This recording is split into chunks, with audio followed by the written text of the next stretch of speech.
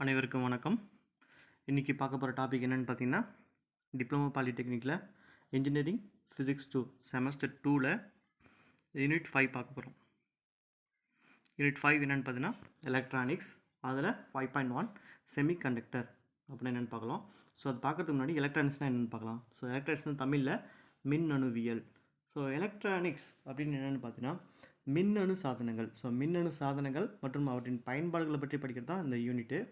So அதை பற்றி பார்க்கலாம். ஸோ எலக்ட்ரானிக்ஸ் பார்த்திங்கன்னா 1948க்கு முன்னாடி பார்த்திங்கன்னா இப்போ இருக்கிற நம்ம டிவி ரேடியோ பார்த்திங்கன்னா அது சின்ன சைஸில் இருக்குது. அப்போ பார்த்தீங்கன்னா பெரிய சைஸில் இருக்கும். அது ஆன் பண்ணோடனே உடனே வந்து பாடாது, செய்தி வாசிக்கிறது எல்லாமே பார்த்திங்கன்னா நீங்கள் போட்ட உடனே ஆன் ஆகுது. அது கொஞ்சம் நேரம் சூடாகிட்டு அதுக்கப்புறம் தான் வந்து ஆனாகவும் நம்ம பார்க்க முடியும். ஸோ அது காரணம் என்ன பார்த்திங்கன்னா, அந்த காலத்தில் வந்து இப்போ நம்ம யூஸ் பண்ண எலக்ட்ரானிக் சர்க்யூட்ஸில் பார்த்தீங்கன்னா அங்கே வந்து வால்வுகள் அதிகமாக பயன்படுத்தினாங்க. ஸோ அந்த வால்வுகள் என்ன ஆகும்னா ஹீட் ஆகிட்டு அதுக்கப்புறம் அந்த எமிட் பண்ணிட்டு அதுக்கப்புறம் தான் ஒர்க் ஆகும். ஸோ அதனால தான் வந்து லேட்டாக ப்ரோசஸ் ஆகுது. அதே மாதிரி அந்த அப்பரேட்டஸ் எல்லாம் வால்வுகள்லாம் வந்து பெருசாக இருக்கனால நம்ம இப்போ டிவி ரேடியோவை பார்த்தீங்கன்னா அது எலக்ட்ரானிக் சர்க்யூட்ஸ் எலக்ட்ரானிக்ஸ் சாதனங்கள் பார்த்தீங்கன்னா எல்லாமே பெருசாக இருக்கும். ஸோ இதுதான் அது காரணம். 1948 அதில் வந்து J14 என்பவர் டிரான்சிஸ்டர் கண்டுபிடிச்சார். ஸோ இந்த டிரான்சிஸ்டரை கண்டுபிடிச்ச பின்னாடி அதை எலக்ட்ரானிக் சர்க்யூட்டாக யூஸ் பண்ணி இந்த ரேடியோ கண்டுபிடிக்கும் போது அதனால தான் இந்த டிரான்சிஸ்டர் ரேடியோன்னு சொல்லுவாங்க. டிரான்சிஸ்டர் அந்த ரேடியோவில் யூஸ் பண்ணும்போது பார்த்தீங்கன்னா நீங்கள் போட்ட உடனே ஆன் ஆகும். ஸோ அதனுடைய வால்வோட செயல்பாட்டோட இந்த செயல்பாடு வந்து ரொம்ப திறன் மிகுந்ததாக இருந்தது. ஓகேங்களா? ஸோ அதனால தான் இந்த ரேடியோ பேர் டிரான்சிஸ்டர் ரேடியோ கூட சொல்லுவாங்க. அதுக்கான பேர் கூட அப்படியே வந்தது. டிரான்சிஸ்டர் மட்டும் இல்லை, அதில் டயோடு, அது மற்ற எலக்ட்ரானிக் சர்க்யூட் சாமான்ஸ்லாம் இருக்குது. அதில் வந்து பார்த்திங்கன்னா சாதனங்கள் இருக்குது. ஆனால் அது பேர் வந்து டிரான்சிஸ்டர்னு பேர் வந்து காரணம் பார்த்தீங்கன்னா அதனுடைய பயன்பாடு வந்து ரொம்ப முக்கிய பயன்பாடாக இருந்தது. அதுக்கப்புறம் 1948 சாக்லி என்பவர் அந்த குறைக்கடத்தியின் செயல் கொள்கை செமிகண்டக்டருடைய செயல்பாட்டை வந்து ஒரு கொள்கையை வெளியிட்டார். ஸோ இந்த 2 கொள்கையை வெளியிட்ட பின்னாடி என்ன ஆச்சுன்னா அந்த செமிகண்டக்டர் மெட்டீரியல் ஜெர்மானியம் சிலிக்கான் யூஸ் பண்ணி நம்ம டிரான்சிஸ்டர் டயோடு இந்த மாதிரி மெட்டீரியல்ஸை யூஸ் பண்ணி எலக்ட்ரானிக் சர்க்யூட்டில் ஒரு பெரிய சாதனையை பண்ணாங்க. ஓகேங்களா? அதுக்கப்புறம் தான் இப்போ பார்த்தீங்கன்னா எல்லாமே நம்ம கைக்குள்ள அடங்கிடுச்சு. இப்போ நம்ம செல்ஃபோன்லேயே மொபைலே கால்குலேட்டரு எல்லா ஃபெசிலிட்டிஸும் உங்களுக்கு உங்கள் மொபைல் கையிலே இருக்குது. ஸோ உலகமே சுருக்குனதுக்கு காரணம் இந்த செமிகண்டக்டர்ஸ் தான். இந்த ஜெர்மானியம் சிலிக்கான் மெட்டீரியல்ஸ் வச்சு டிரான்சிஸ்டரில் கண்டுபிடிச்சாங்க இல்லையா? ஸோ இதனால தான் நம்ம வந்து எல்லா செயலும் வந்து வேகமாகவும் செய்கிறோம், ப்ளஸ் வந்து சிறிய அளவில் இருக்குது. இது வந்து செயல்திறன் மிக்கதாக இருக்கிறது காரணம் பார்த்திங்கன்னா இந்த டயோடு டிரான்சிஸ்டருடைய வளர்ச்சி தான். ஓகேங்களா? ஸோ அதை பற்றி இந்த டாப்பிக்கில் பார்க்கலாம். ஓகேங்களா? So first 5.1 semiconductor. So semiconductor என்னென்னா அந்த டாப்பிக்கில் ஆன்சர் இருக்குது. கண்டக்டர்னால் கடத்துறது, செமினா குறைவாக கடத்துறது. ஓகேங்களா? ஸோ இந்த செமிகண்டக்டர்ஸ் பார்க்குறதுக்கு முன்னாடி எனர்ஜி பேண்ட் அண்ட் சாலிட்ஸ் பார்க்கலாம். ஸோ அதில் சொன்னால் உங்களுக்கு செமிகண்டக்டர் உங்களுக்கு ஈஸியாக இன்னும் அதிகமாக புரியும். So energy band in solids அப்படின்னு என்னென்னு பார்த்தீங்கன்னா திண்மங்களின் ஆற்றல் பட்டைகள். The energy band in solid has 3 important parts. So என்னென்ன பார்ட்ஸ் அப்படின்னு பார்க்கலாம். ஸோ திண்ம ஆற்றல் பட்டை வந்து 3 முக்கிய பகுதியில் இருக்குது. ஒன்று வந்து வேலன்சி பேண்ட், தமிழில் இனத்திறன் பட்டை. ரெண்டாவது கண்டக்ஷன் பேண்ட், அது வந்து கடத்தும் பட்டை. Third one forbidden energy gap, அதாவது விளக்கப்பட்ட ஆற்றல் இடைவெளி. ஸோ தமிழில் சொல்கிறேன், திண்மங்களின் ஆற்றல் பட்டைகள் 3 முக்கிய பகுதியில் கொண்டது. அதில் ஒன்று பார்த்தோன்னா இணைத்திறன் பட்டை, 2 கடத்தும் பட்டை, 3 விளக்கப்பட்ட ஆற்றல் இடைவெளி. ஸோ இப்போ இது ஒவ்வொன்றா நம்ம பார்க்கலாம். ஸோ வேலன்சி பேண்ட் என்னென்னு பார்த்தீங்கன்னா the electrons in the outermost orbit of an atom are known as valency electrons. The valency band is occupied by valency electrons. அப்படின்னு என்ன பார்த்தீங்கன்னா ஒரு அணு எடுத்துங்க. ஸோ அணுவில் என்னென்ன இருக்குன்னு தெரியும். ஒரு அணுவில் சென்ட்ரல் என்ன இருக்குது, நியூக்ளியஸ் இருக்குது. அதே மாதிரி அதை சுற்றி என்ன இருக்குன்னா எலக்ட்ரான் இருக்குது. அப்போ நியூக்ளியஸில் என்ன இருக்குதுன்னா புரோட்டான், நியூட்ரான் இருக்குது. அதை சுற்றி வந்து எலக்ட்ரான் என்னது ஆர்பிட்டில் சுற்றி வருது. ஸோ அந்த ஒவ்வொரு ஆர்பிட்டல்லையும் பார்த்தீங்கன்னா ஒவ்வொரு எலக்ட்ரான் இருக்கும். KLMன்னு சொல்லிட்டு எனர்ஜி லெவல் இருக்கும். அந்த எனர்ஜி ஆற்றல் மட்டத்தில் பார்த்தீங்கன்னா கேல 2 எலக்ட்ரான், அதேமாதிரி எல்லில் 8 எலக்ட்ரான், 18 எலக்ட்ரான், அடுத்து அந்த மாதிரி அப்படியே போயிட்டே இருக்கும். ஸோ இது வந்து ஆற்றல் மட்டம்.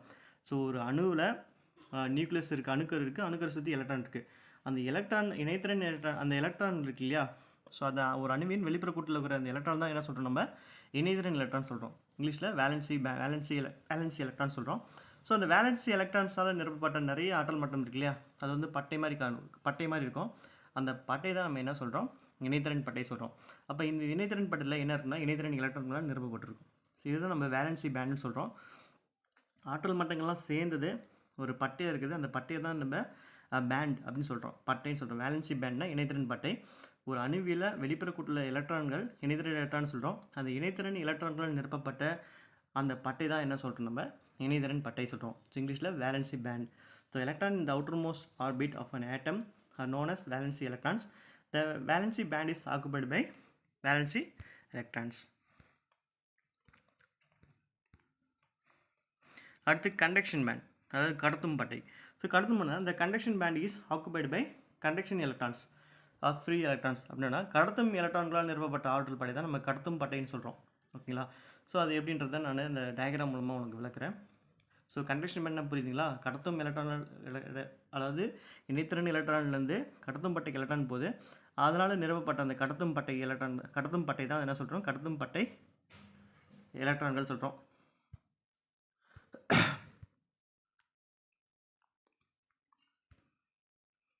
அடுத்து ஃபர்பிட்டன் எனர்ஜி கேப்.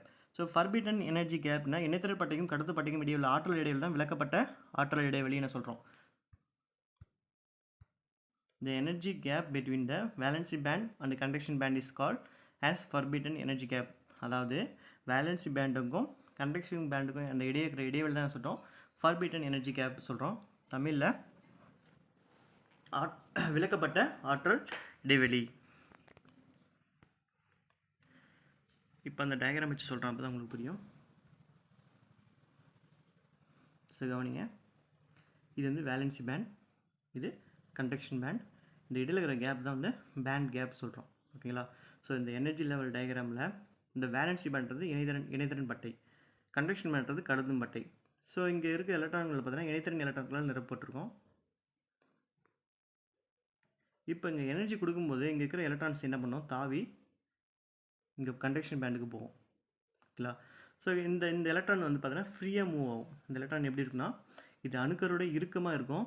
பட் இது பார்த்தா அணுக்கரில் வெளியே போயிட்டு இந்த கண்டக்ஷன் பேண்டுக்கு போகும்போது இந்த எலக்ட்ரான்ஸ் வந்து ஃப்ரீயாக மூவ் ஆகும். ஸோ எல்லா ஆட்டம்லையும் என்ன பண்ணும், ஃப்ரீயாக மூவ் ஆகும். ஸோ இந்த இடத்துல பார்த்தீங்கன்னா கரண்ட் கொடுத்தா கரண்ட் வந்து இந்த இடத்துல பாஸ் ஆகும் கண்டக்ஷன் பேண்டில்.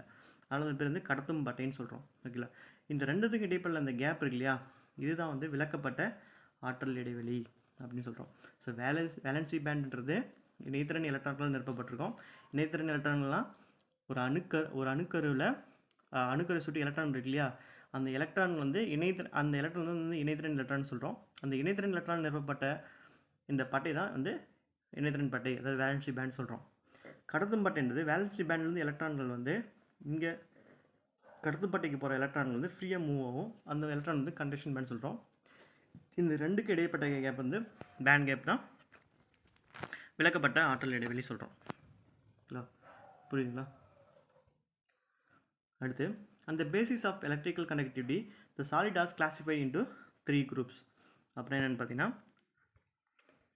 இந்த கடத்துது இல்லையா, இப்போ வந்து மின்சாரம் கடத்துது இல்லையா, ஸோ மின்சாரம் கடத்தும் திறன் அடிப்படையில் திண்மங்கள் வந்து 3 வகையாக பிரிக்கலாம். ஓகேங்களா? என்னென்னா, ஃபஸ்ட்டு ஒன்று insulator, semiconductors, conductors. So 3 groups.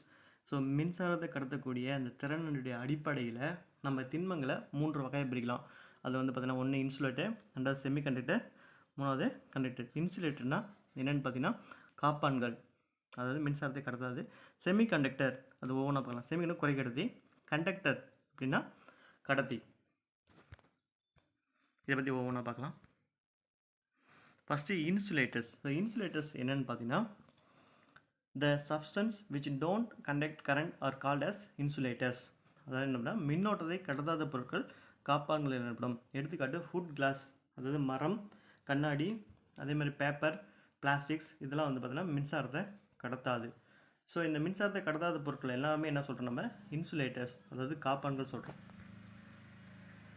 So இங்கே பார்த்தீங்கன்னா இந்த வேலன்சி பேண்டுக்கும் இங்கே இருக்கிறது பார்த்தீங்கன்னா கடத்தும் பட்டை இருக்குது. ஸோ கடத்தும் பட்டைக்கும் அதே மாதிரி இணைத்திறன் பட்டைக்கும் இடையில் ஆற்றல் இடைவெளி இருக்கு இல்லையா, இங்கே ஆற்றல் இடைவெளி வந்து அதிகமாக இருக்கும். ஸோ அதிகமாக இருக்கும்போது என்ன ஆகுது, எவ்வளோ அதிகமாக இருக்குன்னு பார்த்தீங்கன்னா 15 எலக்ட்ரிக் வோல்ட் வரையும் அதிகமாக இருக்கும். ஸோ அதனால் என்ன ஆகுது, எலக்ட்ரான் இங்கேருந்து அங்கே மூவ் ஆகாது. ஸோ எலக்ட்ரான் மூவ் ஆகலாம், அங்கே மின்சாரம் கடத்தாது. ஸோ அதனால தான் அந்த காப்பான்கள் வந்து மின்சாரத்தை கடத்தாத பொருட்களால் ஆனது. ஸோ இதுதான் அதனால காரணம். அடுத்து செமிகண்டக்டர். ஸோ ஸோ செமிகண்டக்டர்ஸ் என்னென்னா semiconductors are substance whose electrical properties lies between those of insulators and good conductors. Example for germanium silicon அப்படின்னா கடத்திகளின் மின்பண்புகளுக்கும் அது காப்பானுள்ள மின்பண்புகளுக்கும் இடைப்பட்ட மின்பண்புகளை பெற்ற பொருட்கள் தான் நம்ம குறைக்கடத்தி சொல்கிறோம். அதாவது நான் சொல்கிறேன்ல ஏற்கனவே கடத்தினா மின்சாரத்தை கடத்தும், காப்பானா மின்சாரத்தை கடத்தாது. இது ரெண்டுத்துக்கும் இடைப்பட்ட பண்பு இருக்கு இல்லையா, அதை தான் நம்ம என்ன சொல்கிறோம், செமிகண்டக்டர்னு சொல்கிறோம். ஓகேங்களா. So semiconductor are substance whose electrical properties lies between those of insulators and good conductors. So நற்கடத்திக்கும் காப்பானுக்கும் இடைப்பட்ட பண்பை கொண்டதுலாம் இது செமிகண்டக்டர் சொல்கிறோம். அது என்னென்ன மெட்டீரியல் வந்து யூஸ் பண்ணுறோம் செமிகண்டக்டராக இருக்குது அப்படின்னா ஜெர்மானியம் சிலிக்கான்ற மெட்டீரியல் வந்து செமிகண்டக்டர் இருக்குது. இதை பயன்படுத்த நம்ம எலக்ட்ரானிக் சர்க்யூட் வந்து அதிகமாக யூஸ் பண்ணுறோம். நெக்ஸ்ட்டு ஸோ இது வந்து டயக்ராம் வழியாக நம்ம எக்ஸ்பிளைன் பண்ணால், ஸோ இந்த இணைத்திறன் பட்டையில் இருக்கிற எலக்ட்ரான்கள் வந்து கண்டக்ஷன் பேண்டுக்கு வந்து இடைப்பட்ட இடைவெளி வந்து அதை நம்ம ஏற்கனவே பார்த்தோம்ல காப்பானுடைய கொஞ்சம் குறுகலாக இருக்கும். ஓகேங்களா. அது எவ்வளோன்னா 1 எலக்ட்ரிக் வோல்ட்டாக இருக்கும். ஸோ 1 எலக்ட்ரிக் வோல்ட்டாக இருக்கும்போது நீங்கள் வந்து ஆற்றல் கொடுக்கும்போது வெப்பம் கொடுக்கும்போது இங்கேருந்து வந்து எலக்ட்ரான் மூவ் ஆகும், கண்டக்ஷன் பேண்டுக்கு போகும். ஓகேங்களா. ஸோ இதுதான் வந்து குறைக்கடத்தின்னு சொல்கிறோம். அடுத்து கண்டக்டர்ஸ். ஸோ கண்டக்டர்ஸ்னால் என்னென்னு சொன்னோம், ஏற்கனவே கடத்தின்னு சொன்னோம். ஸோ மின்னாற்றத்தை கடத்தும் பொருட்கள் கடத்திகள் என்னிடம். The substance which conduct current are called as conductors. Example aluminium, copper etcetera. So aluminium, தாமிரம் போன்ற மெட்டீரியல் பார்த்தோன்னா மின்சாரத்தை வேகமாக கடத்தக்கூடிய பொருட்கள். இது கடத்தினா நெருக்கடுத்தி சொல்கிறோம், அதுதான் கண்டக்டர் சொல்கிறோம். ஸோ இதில் வந்து எனர்ஜி பேண்டும் கண்டக்ஷன் பேண்டும் வேலன்ஸ் பேண்டும் எப்படி இருக்கும்போதுனா ஒன்றோடு ஒன்று மேற்பொருந்திருக்கும். அப்போ இடையில் பார்த்தீங்கன்னா உங்களுக்கு ஃபர்பிட்டன் கேப்பே இருக்காது. ஸோ அப்போ வந்து எலக்ட்ரான் இந்த மின்சாரத்தை வந்து வேகமாக ஈஸியாக அது கடத்துறதுக்கான எலக்ட்ரான்கள் இங்கே நிறைய இருக்குது. ஸோ இதனால தான் இது கடத்தின்னு சொல்கிறோம். அடுத்து செமிகண்டக்டர் பார்க்கலாம். So types of semiconductor. So குறைக்கடத்தியின் வகைகள் 2 இருக்குது. ஃபஸ்ட்டு வந்து இன்ட்ரின்சிக் செமிகண்டக்டர், அதாவது உள்ளார்ந்த குறைக்கடத்தி. ரெண்டாவது எக்ஸ்ட்ரின்சிக் செமிகண்டக்டர், அதாவது புறவியிலார்ந்த குறைக்கடத்தி. ஸோ இந்த குறைக்கடத்தில் 2 வகை இருக்குது. ஒன்று உள்ளார்ந்த குறைக்கடத்தி, இன்னும் புறவியிலார்ந்த குறைக்கடத்தி, அதாவது intrinsic semiconductor, extrinsic semiconductors. So இப்போ ஒவ்வொன்றா பார்க்கலாம். குறைக்கடத்தின் வகைகள் தமிழில் சொல்லும்போது உள்ளார்ந்த குறைக்கடத்திகள், புறவியிலார்ந்த குறைக்கடத்திகள். அது பார்க்குறது முன்னாடி ஃபெர்மி லெவல்லாம் என்னென்னு பார்க்குறோம். நான் ஏற்கனவே சொன்னேன் கண்டக்ஷன் பேண்டு, அதாவது இங்கே வேலன்சி பேண்ட் இருக்குது, இங்கே கண்டக்ஷன் பேண்ட் இருக்குது, இங்கே ஃபர்பிட்டன் கேப் இருக்குது. ஸோ இப்போ பார்த்தீங்கன்னா இந்த வேலன்சி பேண்ட்லேருந்து கண்டக்ஷன் பேண்டுக்கு போகிற எலக்ட்ரான்ஸில் வந்து 0 டிகிரி செல்சியஸில் இங்கே இருக்கிற உயர்ந்தபட்ச ஆற்றல் மட்டம் 0 டிகிரி செல்சியஸில் கடத்தும் பட்டையில் இருக்கிற எலக்ட்ரான்களோட உயர்ந்தபட்ச ஆற்றல் மட்டம் தான் என்ன சொல்கிறோம், ஃபெர்மி லெவல் அப்படின்னு சொல்கிறோம். ஸோ இங்கிலீஷில் the highest energy level in the conduction band occupied by electrons at 0 degree Celsius is called Fermi level. அதாவது 0 டிகிரி செல்சியஸில் கடத்தும் பட்டையிலிருந்து டயக்ராம் சொல்லணும்னா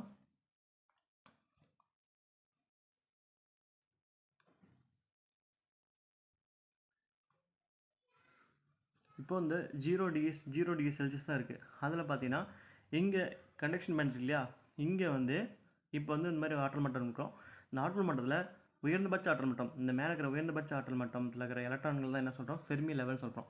அதாவது 0 டிகிரி செல்சியஸில் கடத்தும் பட்டையில் உள்ள உயர்ந்தபட்ச ஆற்றல் மட்டம் தான் என்ன சொல்கிறோம், ஃபெர்மி லெவல் அப்படின்னு சொல்கிறோம்.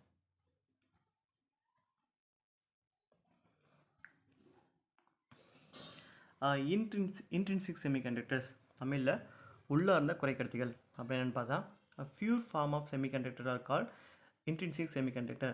In semiconductors the number of electrons is equal to the number of holes. Example germanium, silicon.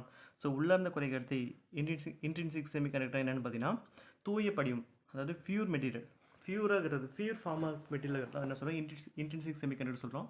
அதாவது தூய படிவம் கொண்ட குறைக்கடத்தி தான் உள்ளார்ந்த குறைக்கடத்தி சொல்கிறோம். இதில் வந்து எந்த வித மாசு எதுவுமே கலக்காமல் தூய வடிவில் இருக்குது, அது இயற்கையில் கிடைக்குது. இயற்கையாக இருக்கு இல்லையா, அந்த படிவம் தான் என்ன சொல்கிறோம், நம்ம உள்ளார்ந்த குறைக்கடத்தி சொல்கிறோம்.